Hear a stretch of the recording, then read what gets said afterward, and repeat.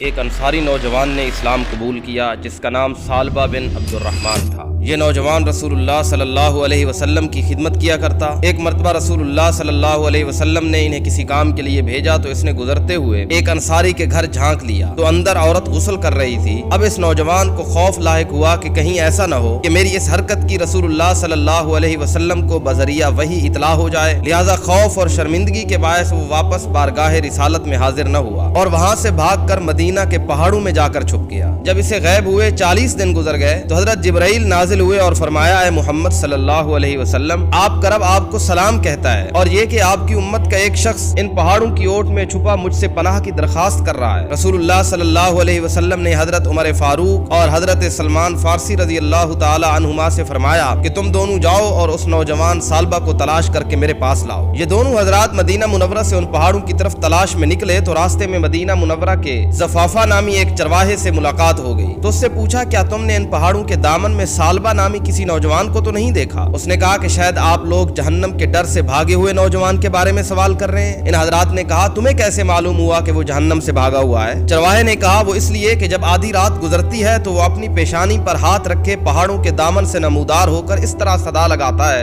اے کاش تو میری روح کو بھی روحوں میں قبض کر لیتا اور جسم کو جسموں میں، اور مجھے فیصلے کے دن کے لیے مؤخر نہ رکھتا۔ حضرت عمر نے فرمایا، ہاں ہم اسی نوجوان کی تلاش میں ہیں۔ تو چرواہا انہیں پہاڑوں کی طرف لے کر چلا، یہاں تک کہ جب آدھی رات کا وقت ہوا تو وہ نوجوان حسب معمول اپنے پیشانی پر ہاتھ رکھے نمودار ہوا اور وہی الفاظ دہرائے کہ اے کاش تو میری روح کو بھی روحوں میں قبض کر لیتا۔ اس دوران حضرت عمر نے جھپٹ کر اسے گود میں اٹھا لیا تو اس نے پوچھا کہ رسول اللہ صلی اللہ علیہ وسلم کو میرے گناہوں کے بارے میں معلوم پڑ گیا ہے؟ فرمایا، یہ تو مجھے معلوم نہیں، البتہ کل شام آپ صلی اللہ علیہ وسلم نے تمہیں یاد کیا، پھر مجھے اور سلمان کو تمہاری تلاش میں بھیج دیا کہ جاؤ ثعلبہ کو ڈھونڈ کر لاؤ۔ اس نے کہا کہ پھر ایسا کرو کہ مجھے اس وقت بارگاہ اقدس میں لے چلو جب آپ نماز پڑھ رہے ہوں۔ حضرت عمر اور سلمان فارسی اس کو ساتھ لے کر چلے اور پیچھے صف میں کھڑا کر دیا۔ ثعلبہ نے جب حالت نماز میں رسول اللہ صلی اللہ علیہ وسلم کی تلاوت سنی تو بے ہوش ہو کر گر پڑا۔ سلام کے بعد جب رسول اللہ نے ان حضرات سے ثعلبہ کے بارے میں پوچھا تو عرض کیا گیا کہ یا رسول اللہ، یہ پڑا ہے ثعلبہ۔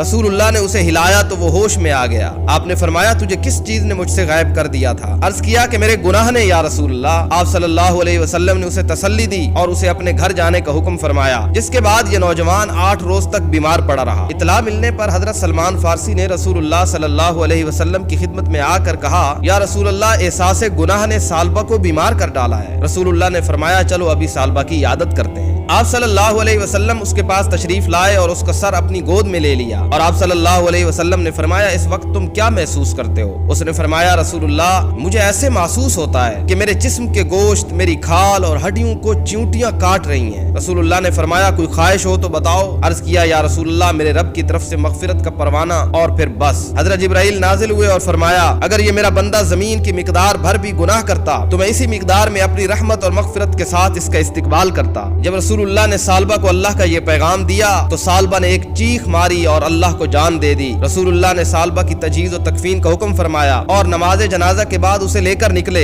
راوی کہتے ہیں کہ ہم نے دیکھا کہ رسول اللہ چلتے ہوئے انتہائی احتیاط کے ساتھ پورا پاؤں زمین پر رکھنے کی بجائے پنجوں کے بل چل رہے تھے۔ تدفین کے بعد رسول اللہ سے اس کی وجہ پوچھی گئی تو آپ نے فرمایا، قسم ہے اس ذات کی جس نے مجھے سچا نبی بنا کر بھیجا، وجہ یہ تھی کہ ثعلبہ کے جنازے کے ساتھ چلنے کے لیے آسمان سے اس قدر فرشتے نازل ہوئے کہ زمین پر پاؤں رکھنا بھی مشکل ہو چکا تھا۔